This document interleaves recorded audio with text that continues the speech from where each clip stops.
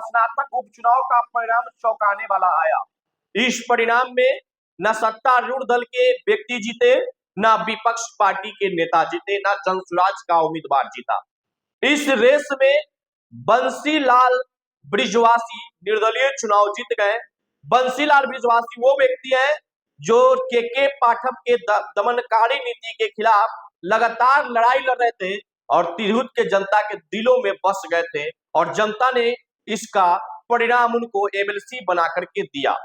देखिए, कोई भी चुनाव होता है वो लोकतंत्र है, लोकतंत्र में जनता मालिक होता है। इसमें किसी का बपौती नहीं होता है कि वही जीतेगा वही हारेगा, जो कैंडिडेट आ गया वही जीतेगा, सत्ता ही जीतेगा, विपक्ष जीतेगा। जनता जिसको अपने दिल में बसाएगा, जो जनता के काम आएगा, उसी को जनता नेता मानता है। इस पे किसी को टीका टिप्पणी करना बिल्कुल गलत है। आज जो मैं वीडियो बनाने जा रहा हूं, पहले तो इस वीडियो में मैं जीते हुए प्रत्याशी बंसीधर बृजवासी जी को मैं बधाई और धन्यवाद देता हूं कि यह जो जीत आपने हासिल किया है यह बिल्कुल काबिले तारीफ है। और ये जीत वहां की जनता को मैं धन्यवाद देना चाहता हूं कि आपने अपने लोकप्रिय व्यक्ति को आपने जिताया, आपने सही को चुना होगा, क्योंकि अगर आपने सही उम्मीदवार को चयन किए हैं तो कहीं ना कहीं इनके बारे में आप विस्तार पूर्वक जानते होंगे। इसमें मैं नो टीका टिप्पणी करना है, लेकिन कुछ लोग जातिवाद मानसिकता से बिहार में ग्रसित नेता है, मैं उनको जवाब देने के लिए वीडियो बनाया हूं। और यह वीडियो भारत सरकार के पूर्व केंद्रीय मंत्री, जदयू के पुराने नेता, भाजपा के पुराने नेता, कई दल बदल के पार्टी करके अब अपने पार्टी बना लिए हैं। मैं आरसीपी सिंह जी पर यह वीडियो बना रहा हूं। आरसीपी सिंह वह नाम जो कभी अधिकारी हुआ करते थे, अब वही आरसीपी सिंह जदयू में जाते हैं, नीतीश कुमार के करीबी बनते हैं और नीतीश कुमार उन्हें राज्यसभा और पार्टी के राष्ट्रीय अध्यक्ष भी बनाते हैं, यहां तक कि उन्हें मंत्री भी बनाया जाता है। लेकिन रामचंद्र प्रसाद सिंह, आरसीपी सिंह, आप वह नाम जरूर सुने होंगे जिनकी बेटी लिपि सिंह एएसपी थी बाढ़ की। अब वही आरसीपी सिंह सवर्ण विरोधी मानसिकता से ग्रसित आरसीपी सिंह की कहानी आपको सुनाने जा रहे हैं। अब सवर्ण विरोधी मानसिकता से ग्रसित इसलिए हम करें क्योंकि मोकामा के पूर्व विधायक अनंत सिंह को फंसाने में और झूठा केस में फंसाने का साजिश आरसीपी सिंह जी के द्वारा ही रचा गया था, क्योंकि उनकी बेटी उस समय की वहां की एएसपी थी।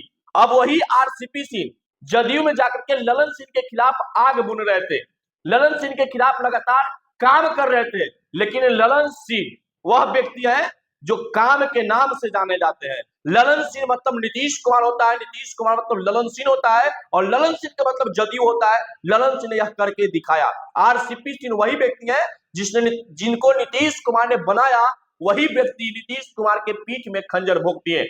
एक आम व्यक्ति, एक अधिकारी को नीतीश कुमार ने अपने करीबी बना करके हर पद पे उन्हें ले जाया, लेकिन वो नीतीश कुमार को सत्ता के कारण नहीं हुए, वो मंत्री बने, उसके बाद जदयू छोड़ के भाजपा में चले गए मंत्री के लोभ के लिए, लेकिन नीतीश कुमार के साथ नहीं रहे। अब वो व्यक्ति ललन सिंह पे कटाक्ष करते हैं, जो ललन सिंह अपना मंत्रिमंडल का त्याग 2019 में सिर्फ आरसीपी सिंह के चलते किए थे, जो ललन सिंह जदयू को बुरा वक्त में भी खड़ा किए, अच्छा वक्त में भी खड़ा किए, और 24 में जो आज जदयू का स्थिति है वो ललन सिंह के दिन पे है। अब ललन सिंह जैसे कर्मठ नेता, ललन सिंह जैसे नेता के ऊपर ये आरसीपी सिंह का अटैच करते हैं। तिरहुत चुनाव के रिजल्ट के बाद कहते हैं कि ठाकुरों की सीट पे कब्जा हो गया। अब ललन बाबू क्या करेंगे? आरसीपी सिंह जी, शायद आपको गलत फहमी में आप जी रहे हैं। आपकी सीट पे ललन बाबू ने कब्जा कर लिया।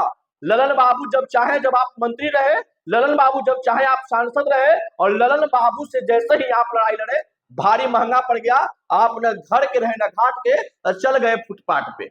आप एक नया पार्टी का निर्माण किए जिस पार्टी का कोई जनाधार नहीं है, जिस व्यक्ति का कोई जनाधार नहीं, वो व्यक्ति भी कहता है कि बिहार बदल देंगे। आरसीपी सिंह जी, जिस सीट की कब्जा करने की बात कर रहे हैं, आप अपना राजनीतिक विरासत को देख लीजिए, आप अपने पीछे गिरिबान में झांक के देख लीजिए कि आप राजनीति किसके वजह से करते थे। आपने कभी लोकसभा का चुनाव नहीं लड़ा है, आपने कभी विधानसभा का चुनाव नहीं लड़े हैं, हमेशा आपने पिछला दरवाजा का राजनीति किया है। लेकिन माननीय ललन बाबू हमेशा चुनाव लड़े हैं और चुनौती देके जीते हैं, और जनता का काम के, जनता के लोकप्रिय नेता है। आप ललन सिंह के खिलाफ बोले, ललन सिंह पे आप टीका टिप्पणी करें, हैसियत आपको भी राजनीतिक रूप से नहीं मिला है। राजनीतिक रूप से आपको हैसियत ललन बाबू से लड़ने का नहीं है, क्योंकि ललन बाबू आप जैसे नेता को खड़ा किए हैं। ललन बाबू की कृपा से आप लोग खड़ा हुए हैं। आपके ना पास कोई जनाधार है, ना आप कहीं से चुनाव लड़े हैं, ना आप कहीं से चुनाव जीते हैं, और आप जैसे लोग ललन बाबू के खिलाफ बोले, ये शोभा नहीं देता है, क्योंकि आप राजनीतिक रूप से अभी बच्चा है, आपको राजनीति की कम समझ है। जिस दिन आपको राजनीति की समझ हो जाएगा, इस प्रकार की भाषा का प्रयोग नहीं करेंगे। जनता चुनाव जिताता है, जनता चुनाव हराता है। ये कब्जा करने की बात, ये तो आप 1990 के दशक वाला जातीय उन्माद फैलाने वाली बात आप बोलते हैं। आप तो उपद्रवी का भाषा का प्रयोग करते हैं। आप एक सीनियर अधिकारी, आईएएस अधिकारी रहे, एक आईएएस अधिकारी का इस प्रकार के जाति नियुक्त टिप्पणी करना ये बिल्कुल गलत है।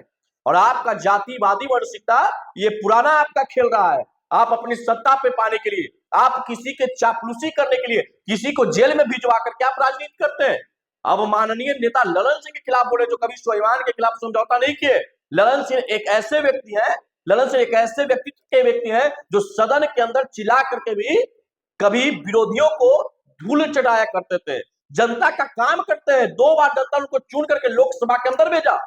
अब तो अभी चुनाव भी नहीं लड़े हैं। आपको इतना ही राजनीतिक हैसियत है, आपको इतना ही बड़ा आप नेता है, तो अस्थामा आपका गृह जिला है, नालंदा आपका गृह विधानसभा अस्थामा है। लड़िए 25 का विधानसभा चुनाव, उसके बाद ललन सिंह के खिलाफ आप बोलेंगे।